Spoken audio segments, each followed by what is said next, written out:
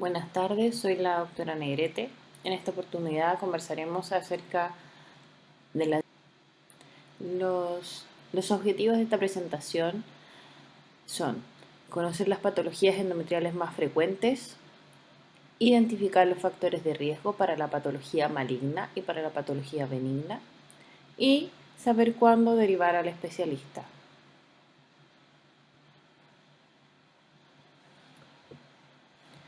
La patología endometrial se presenta con sintomatología principalmente con alteración de los flujos rojos. Podemos observar spotting o goteo intermenstrual. Podemos observar menorragia, que es el sangrado entre reglas. Podemos observar hipermenorrea o sangrado menstrual abundante, hipomenorrea en otros casos cuando este es menor, o en pacientes que son posmenopáusicas y están asintomáticas, la amenorrea. Conversaremos en primer lugar acerca de la patología benigna de endometrio. Principalmente nos enfocaremos en el pólipo endometrial y la hiperplasia endometrial. Bueno. El pólipo endometrial es un tumor localizado de endometrio. Puede ser pedunculado o puede ser sésil. Protruye hacia la cavidad uterina. Están constituidos principalmente por un eje de tejido conjuntivo que está revestido por epitelio de tipo endometrial. La clínica puede variar. En su gran mayoría son asintomáticos y cuando existen síntomas, estos tienen que ver con el sangrado uterino anormal. Podemos observar episodios de spotting, sangrado intermenstrual o sangrado menstrual abundante. En su gran mayoría son benignos, pero hasta un 3% pueden ser neoplasias malignas o cáncer endometrial. Los factores de riesgo para la aparición del pólipo endometrial es la obesidad, la anovulación crónica, el uso de tamoxifeno y la hipertensión arterial. Y los principales factores de riesgo de malignidad son el estatus hormonal posmenopáusico y la presencia. Cuando sospechamos la existencia de un pólipo endometrial, cuando una mujer consulta por un sangrado uterino normal. Al examen físico, lo que podemos observar en la especuloscopía, en el fondo va a ser el origen del sangrado, que va a ser un sangrado uterino. A la ecografía transvaginal nos debemos fijar entonces en el grosor endometrial. Puede haber un engrosamiento endometrial, puede ser el endometrio heterogéneo o puede observarse una alteración circunscrita con un vaso central al Doppler color. Otro examen es la histerosonografía, que consiste en una ecografía transvaginal, pero mientras se instila suero fisiológico a través del cuello uterino, separando entonces las paredes del endometrio, y con esto se puede observar con mayor claridad el pólipo endometrial. La imagen de arriba es una ecografía transvaginal donde se observa la cavidad endometrial y se observa esta lesión circunscrita en la pared posterior que impresiona hacer. La imagen de abajo y a la izquierda es una histerosonografía, donde se puede observar al separar las paredes del endometrio con mayor claridad este aumento de volumen que va desde la pared posterior y de forma circunscrita, y muy probablemente si le ponemos el Doppler se va a observar un vaso único central. La imagen de la derecha corresponde a la imagen de una histeroscopía, que hablaremos en la siguiente diapositiva. El tratamiento del pólipo endometrial es principalmente quirúrgico. ya que con esto vamos a poder objetivar su benignidad o su malignidad. El tratamiento quirúrgico consiste en dos técnicas principalmente, que es la histeroscopía y el legrado uterino. La histeroscopía es el gold standard. Consiste en la visualización directa de la cavidad endometrial a través de un histeroscopio que se introduce a través del cuello del útero. Este procedimiento puede ser realizado en la consulta o puede ser realizado en pabellón, dependiendo de la técnica. La principal ventaja de este procedimiento es que es a su vez diagnóstico y a su vez podemos realizar el tratamiento, es decir, resecar el pólipo endometrial con la visualización directa, que es la mayor ventaja. A diferencia del legrado uterino, que es el que se conoce popularmente como el raspado, este procedimiento tiene que hacerse en pabellón con anestesia, pero la principal desventaja es que es a ciegas. Entonces puede que se haga el legrado uterino, pero puede que no se reseque el pólipo endometrial en su totalidad. Esa es la principal desventaja. La hiperplasia endometrial es una proliferación anormal del tejido endometrial con aumento de la relación glándulas-estroma. Esta proliferación generalmente es irregular y la relevancia que tiene es que es precursora de malignidad. Podemos decir que corresponde a una lesión premaligna. Si no es tratada, puede evolucionar a cáncer. Generalmente secundaria a una estimulación estrogénica. Se ve en pacientes obesas con antecedentes de síndrome ovario poliquístico. Pueden existir tumores productores de estrógeno o se observa en pacientes con terapia de reemplazo hormonal.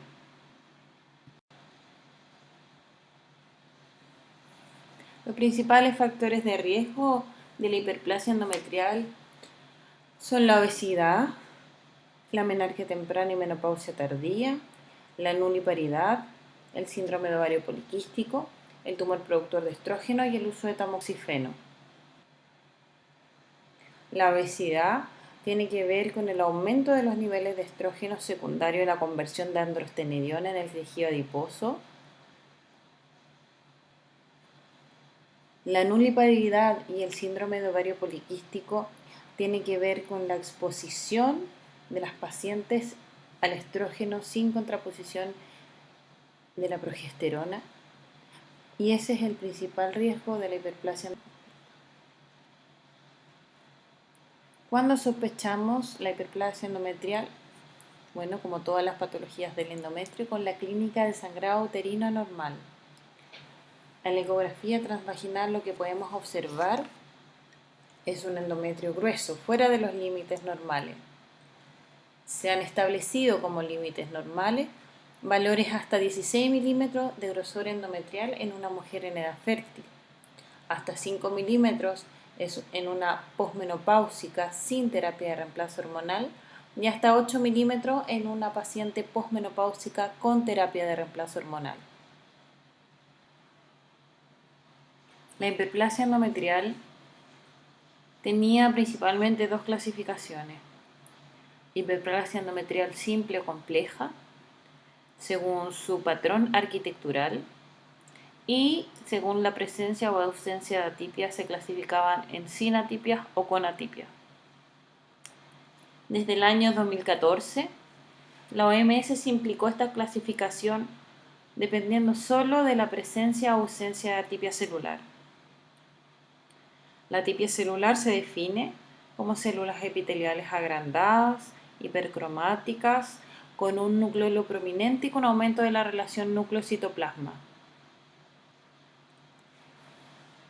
¿Por qué la importancia de esta clasificación?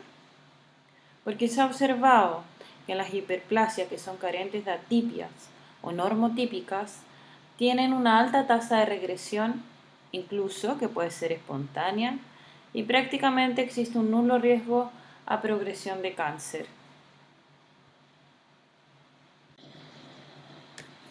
El riesgo de desarrollar cáncer en una hiperplasia endometrial va a depender de si existen o no atipias, como lo habíamos dicho anteriormente, pero también depende de su patrón arquitectural. Si bien esta clasificación se ha desestimado, se vieron en estudios más antiguos que, por ejemplo, una hiperplasia endometrial compleja con atipias puede tener hasta un 29% de riesgo de desarrollar cáncer. En cambio, una hiperplasia endometrial con patrón arquitectural simple y sin atipia, esta puede ser del 1% o menor.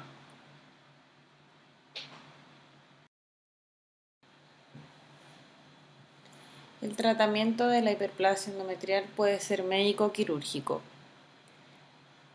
En una hiperplasia endometrial sin atipias, si la paciente no desea preservar su fertilidad o existe un fracaso en el tratamiento médico, se puede ofrecer la histerectomía. Si la paciente desea preservar su fertilidad, podemos entonces iniciar el tratamiento médico.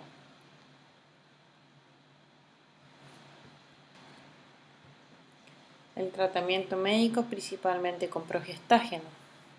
Pueden ser dispositivos intrauterinos como el Mirena. Puede ser hemidroxiprogesterona de depósito, que es la inyección intramuscular cada 3 meses. O los progestágenos orales continuos. Estos se han demostrado que son más efectivos que los progestágenos cíclicos en la regresión de la hiperplasia endometrial, por lo que ahora se recomiendan continuos. En la hiperplasia endometrial con atipias, el tratamiento de elección es el quirúrgico. Si la paciente, ya sea por razones de fertilidad, desea preservar su útero, se puede administrar tratamiento médico.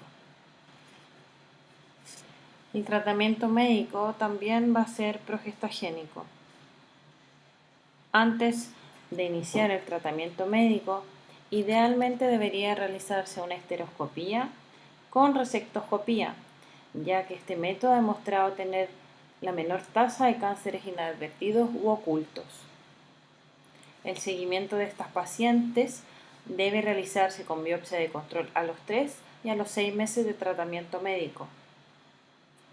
Si no existe una regresión tras un año de tratamiento, o existe por supuesto progresión a cáncer, se recomienda la histerectomía.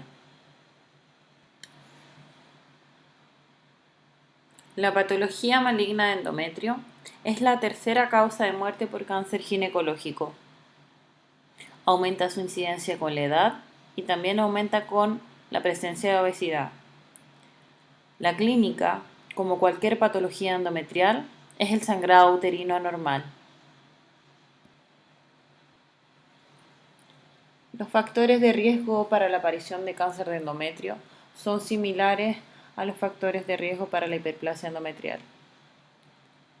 Es el sangrado uterino anormal, es la posmenopausia, el uso de tamoxifeno y los síndromes genéticos, como el síndrome de Lynch.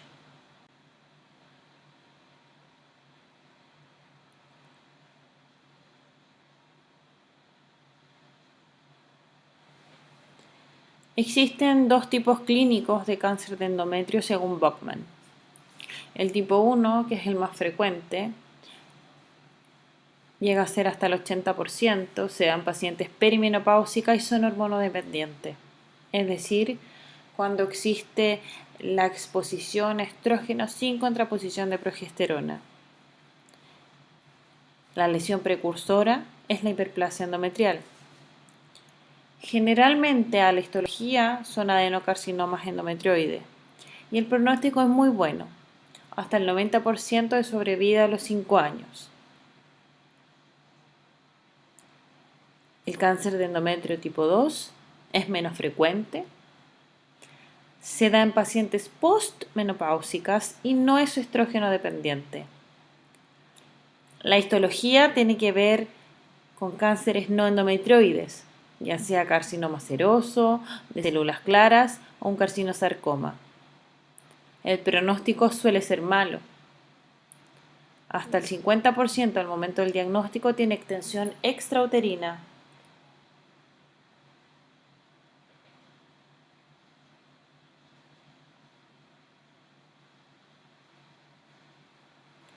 ¿Cuándo sospechamos el cáncer de endometrio?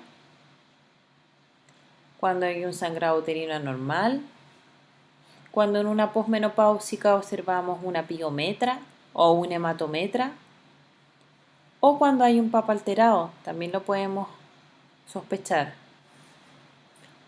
Por ejemplo, cuando un PAP muestra células endometriales atípicas.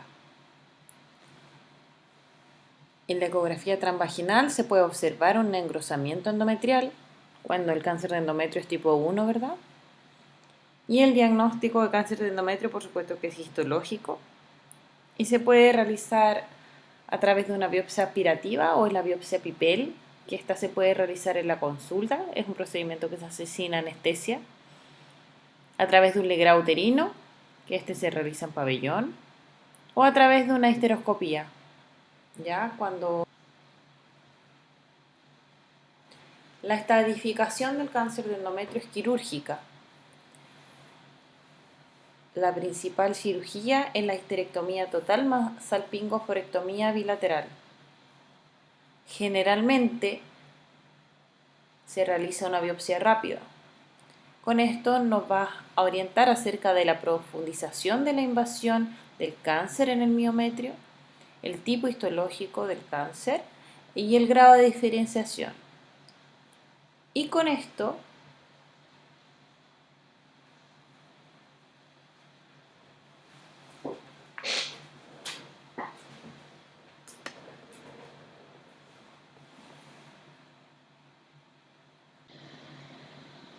la estadificación del cáncer de endometrio, la última que existe es de la FIGO en el año 2018. Según esta, tenemos como otros cánceres estadio 1, 2, 3 y 4 y sus subtipos, dependiendo de los hallazgos quirúrgicos. El tipo 1 es cuando el cáncer está solo limitado al cuerpo del útero y a las glándulas endocervicales. Y la sobrevida, como habíamos comentado, es bastante buena, hasta el 90% a los 5 años.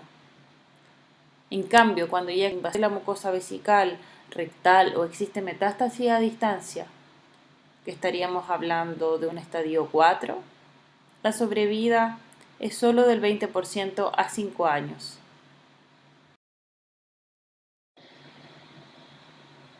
El tratamiento del cáncer de endometrio, por supuesto que va a depender de la etapa en que éste se encuentre. Cuando existe una etapa 1, la histerectomía más salpingoforectomía bilateral generalmente es suficiente. Cuando el cáncer está en una etapa 3, aparte de la histerectomía y la salpingoforectomía bilateral, hay que hacer una linfadenectomía pélvica, periaórtica y también se usa habitualmente radioterapia o quimioterapia.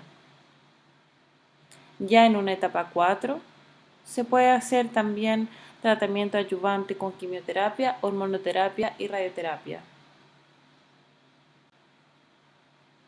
Como resumen, la patología endometrial es muy frecuente. Siempre se debe sospechar en la mujer que tiene alteración de su flujo rojo. El diagnóstico definitivo de la patología es siempre histológico, por lo que se debe derivar al especialista de forma oportuna para el diagnóstico y el manejo oportuno.